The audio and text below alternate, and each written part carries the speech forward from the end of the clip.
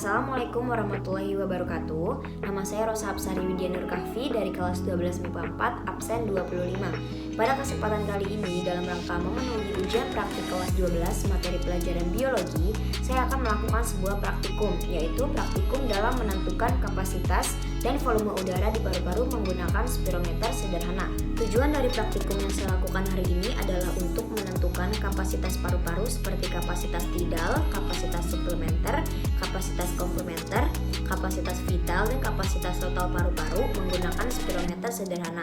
Selain itu juga untuk menentukan pengeluaran atau penghasilan CO2 atau karbon dioksida dari sebuah proses pernapasan. Alat dan bahan yang saya gunakan pada praktikum kali ini, yang pertama ada selang, bisa berukuran 50-100 cm. Di sini saya menggunakan selang berukuran 60 cm. Kemudian pewarna untuk mewarnai air, botol bekas berukuran 1500 ml, bak atau ember atau baskom berwarna bening untuk diisi air nantinya, dan yang terakhir gelas ukur berukuran 1000 ml.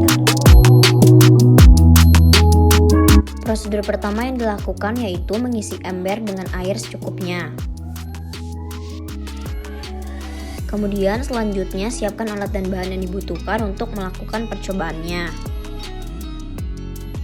Selanjutnya mulai dengan tutup mulut botol dan masukkan botol ke dalam ember berisi air. Usahakan ketika botol dimasukkan ke dalam air tidak ada udara yang ikut masuk. Selanjutnya masukkan selang secara perlahan ke dalam botol melalui mulut botol. Kemudian lakukan ekspirasi biasa, kemudian tutup hidung kita, kemudian dilanjutkan dengan lakukan inspirasi biasa melalui mulut menggunakan selang. Setelah itu, keluarkan selangnya dari dalam botol secara perlahan.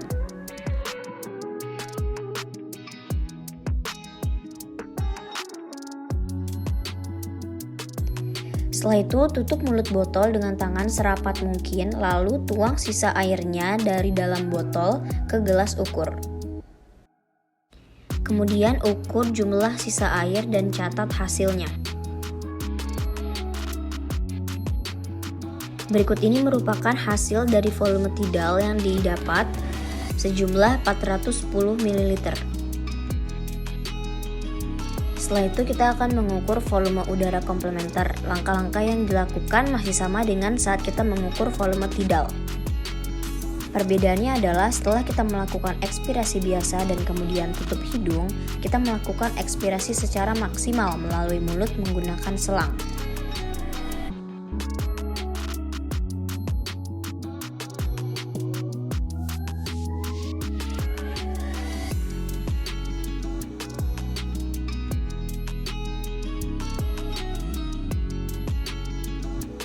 Berikut ini didapatkan data volume komplementernya yaitu sebesar 1300 ml.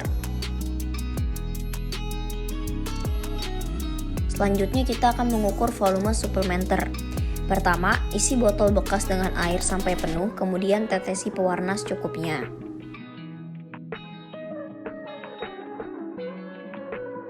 Selanjutnya buka tutup botol dan tutup mulut botol menggunakan tangan. Kemudian masukkan botol ke dalam ember. Pastikan tidak ada udara yang masuk ke dalam botol tersebut. Kemudian masukkan selang ke dalam botol melalui mulut botol sampai selang menyentuh bagian ujung botol.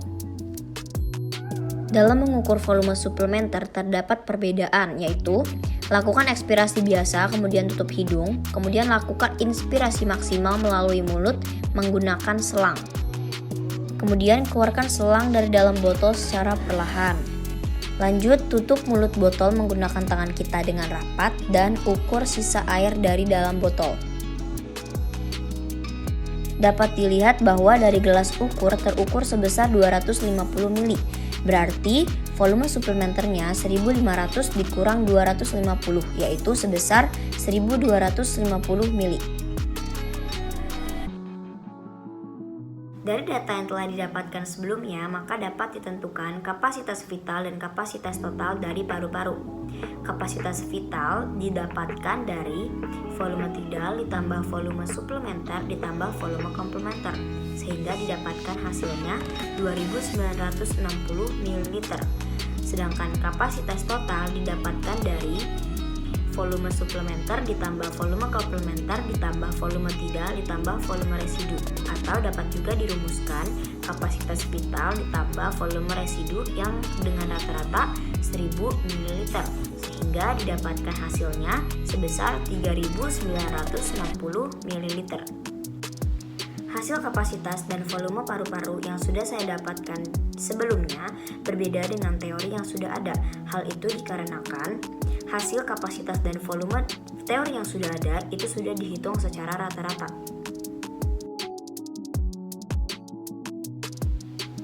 Dari praktikum yang telah saya lakukan hari ini, maka dapat disimpulkan bahwa volume dan kapasitas paru-paru tiap orang itu biasanya berbeda. Hal itu disebabkan ada beberapa faktor yang mempengaruhi volume dan kapasitas paru-paru tiap orang, seperti usia, jenis kelamin, suhu tubuh, posisi tubuh, aktivitas yang sering mereka lakukan, tinggi, serta berat badan.